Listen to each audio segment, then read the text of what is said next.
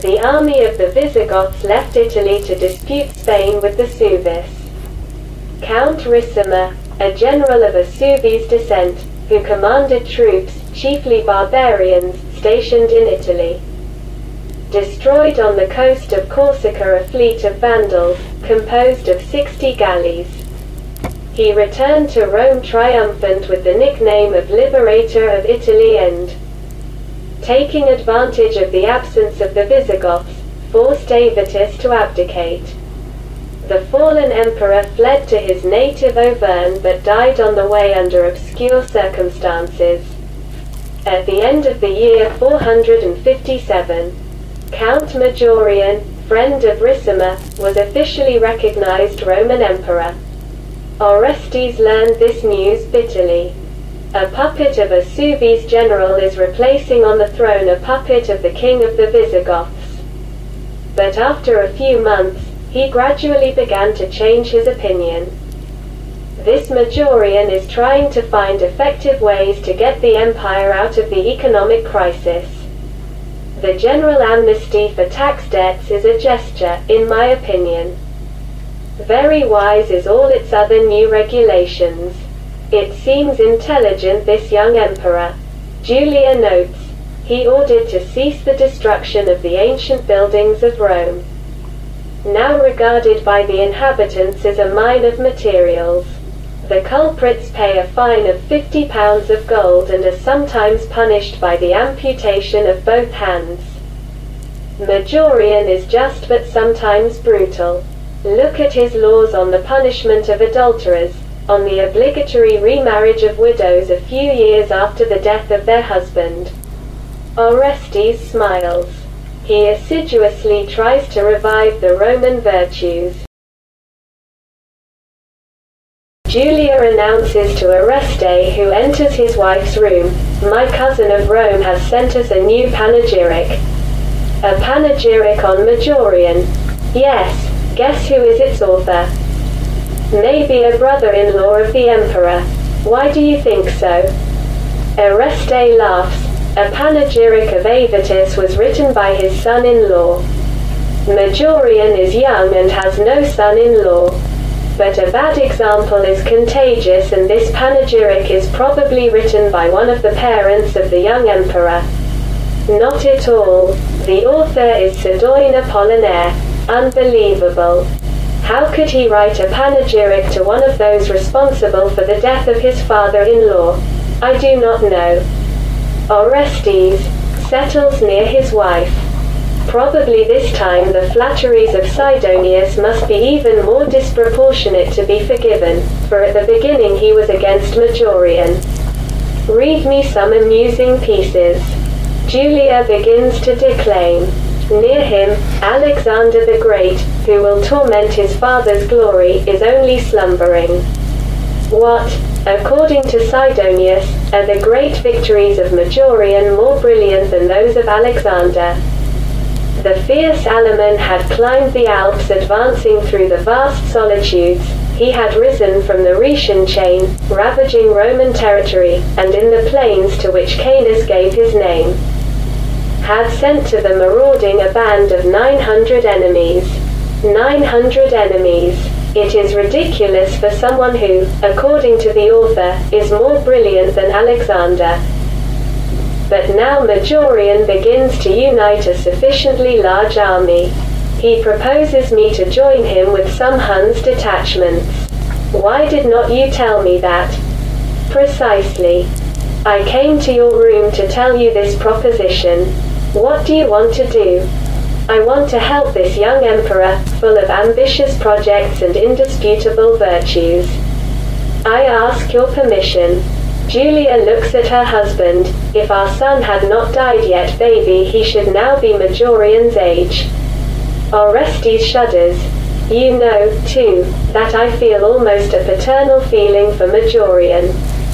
I am afraid that Ricimer, this young wolf, cannot long endure the growing prestige of the emperor. Can we hope that this general of Suevi's origin seriously aspires to the Pax Germana Romana?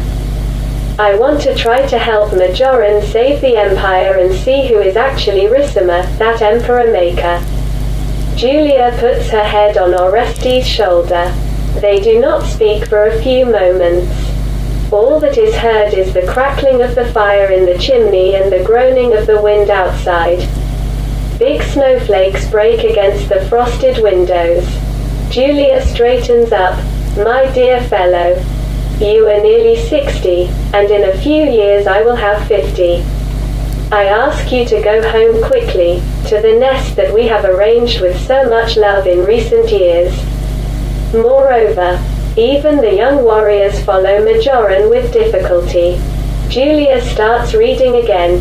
We follow a young man boundlessly attached to the trouble. The bravest, whoever they may be, kings or peoples, are now confined in the camp, or even resting under the tent in the day. We are overturning the use of the seasons. The orders of Majorian will be for nature the law. Nothing distracts him from his undertakings, and he thinks that he would hurt himself to fear the anger of the elements, even if he can only face them at his expense. In what nation will I say that this man was born who tires the endurance of a Scythian like me? Astonished, Orestes exclaims, this warrior is a Hun. Julia continues.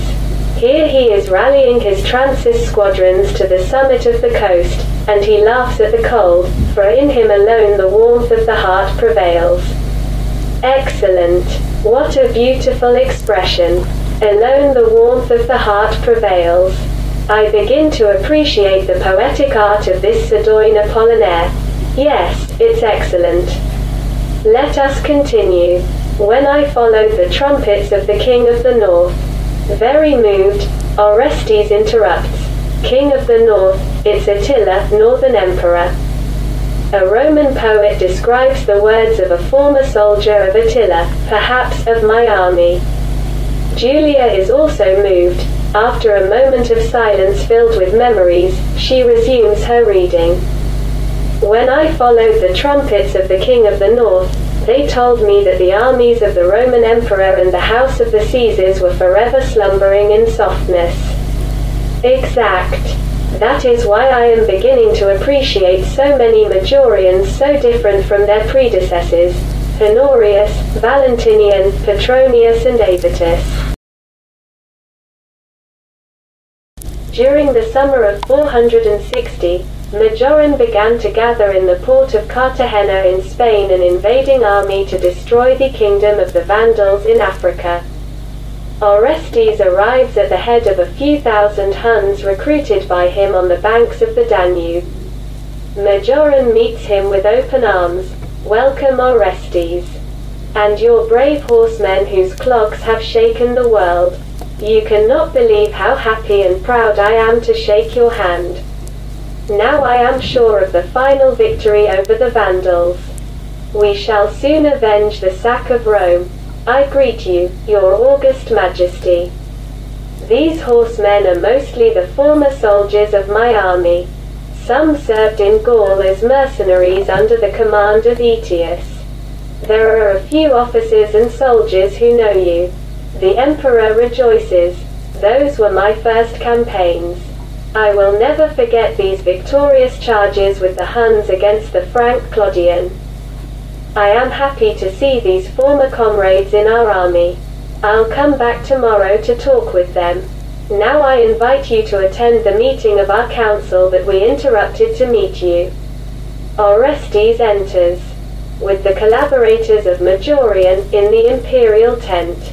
A young officer brings him a cup of refreshing drink. The emperor speaks. So, I met Genseric at Carthage under the name of my ambassador. I saw with my own eyes that he is afraid of our preparations, and that is why his proposals for peace are now more submissive and sincere. Stupefied, Orestes exclaims involuntarily. You yourself went to Carthage. Majorian smiles. Yes, I was disguised as an ambassador. Unbelievable, but you ran a great danger in case someone recognized you. I changed the color of my hair to be unrecognizable. Impressed, Orestes is silent and thinks, if Valentinian was like this really heroic emperor, he could find agreement with Attila. Save the empire and change the face of the world. Majorian continues, should I sign the peace agreement with him?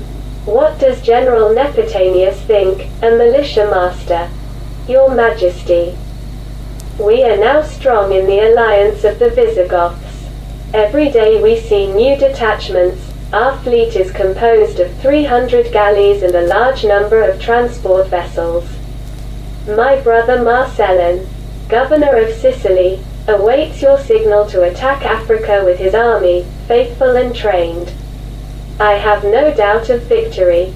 Preparations for the landing in Africa continue. It is reported that King Genseric regrets having allowed the disguised emperor to escape. That the Vandals burn the villages and poison the waters to make the operations of the Roman army in Africa more difficult. Orestes established friendly relations with General Nepotanius, who introduced him to his young son, Julius, who accompanies him. The boy is curious. He often visits Orestes and asks many questions about his life filled with interesting events. It seems that nothing can save the kingdom of the Vandals from destruction. But Genseric made a desperate blow. He attacked by surprise and destroyed part of the fleet in the Bay of Cartagena. The moment chosen makes it possible to suspect a betrayal. Aware that it was an accidental success, the king of the Vandals renewed his proposals for peace. Majorian agrees this time. Orestes is convinced that for the emperor it is only a temporary suspension of arms in order to re-establish the fleet. Indeed, Majorian allows him to leave with his Huns but asks him to be ready for a rapid mobilization.